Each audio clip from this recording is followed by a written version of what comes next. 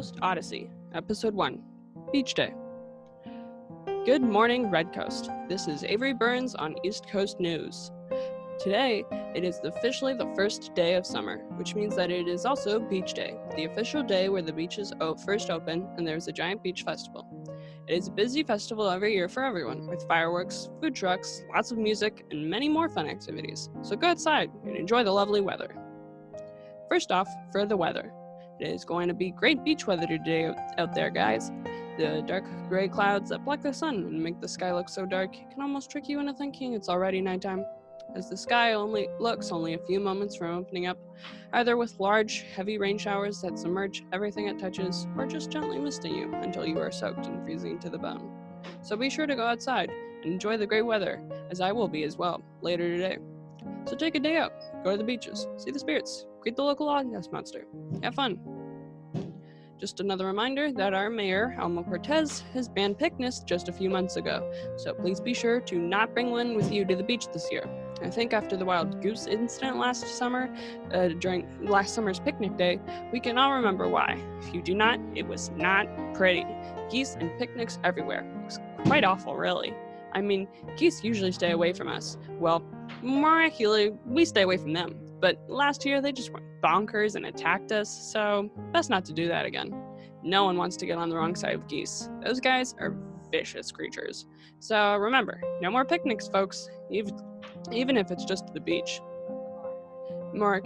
Mayor Cortez has also made a press conference addressing some recent issues. They commented that yes, they know that we live next to the ocean and this should make access to Poseidon easier, but they say that even as mayor, they have already tried to do everything they can about that issue and cannot do any more about getting Poseidon to help out with his kids. I mean, Poseidon has avoided paying child support since the dawn of civilization. There's not much they can do to help in this aspect, and they do apologize to all that he has affected.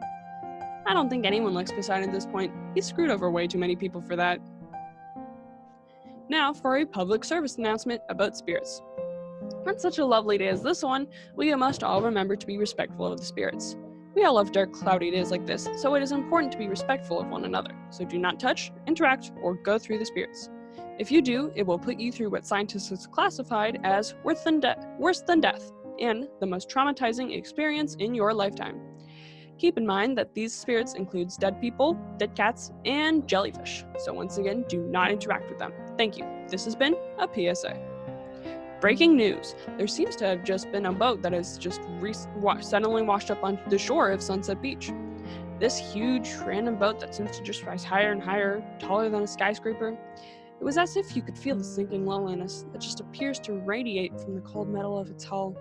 Archaeologists are saying that it appears to be the closest to a 20th century Earth ship, though how it got here, they do not know. More updates on the ghost ship, I suppose, later. Now for a fun beach fact. Did you know that the Sunset Beach is in fact the biggest beach on Mars? There aren't exactly many beaches on Mars, so I suppose it's not a hard margin to beat, but it's still pretty large even compared to many of Earth's beaches. Time to talk about today's sponsor. Laughing, dancing, joy. We can all be happy, but are you? How will you ever really know when you are truly happy? Is it when you are content with where you are in your life? Is it when you wake up every morning, just glad to be alive? Is it truly enjoying the simple things in life and indulging yourself in the joys of being alive? Are you left unsatisfied by life? Are you left wanting more? What if everything that has ever gone wrong haunts you forever, never truly leaving you, and will forever be the thing stopping you from being happy? What if you will never truly be happy? Today's sponsor is the concept of happiness. Are you really happy? Now for traffic. The clock tower is being repaired again, so be sure to watch out for more traffic downtown. Although I suppose the clock tower is constantly under construction. I guess it's sort of just a regular amount of traffic at this point.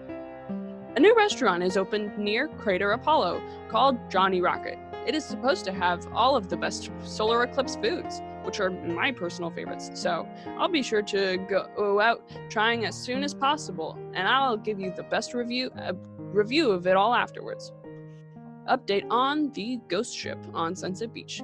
it seems that the police have been keeping the public away from the ghost ship in order to let the police force and the archaeologist in to investigate.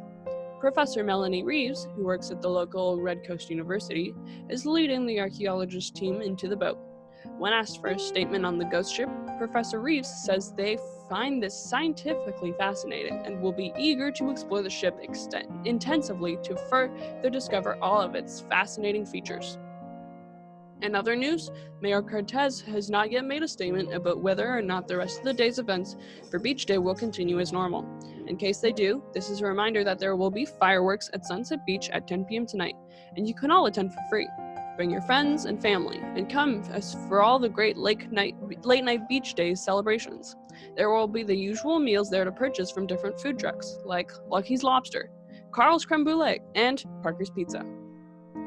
Summer is here, which means summer break for the kids. Not sure how to keep your kids occupied? Well, come down to the local Red Coast Library to sign your kids up for some exciting summer programs.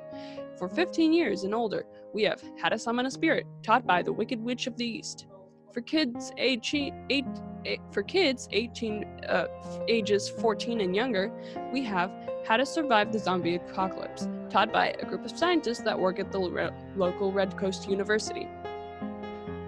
It seems that Mayor Cortez has just released a statement about the Forsaken. They are saying that the boat that has washed up on shore, that Red Coast has now nicknamed for the Forsaken, is completely deserted.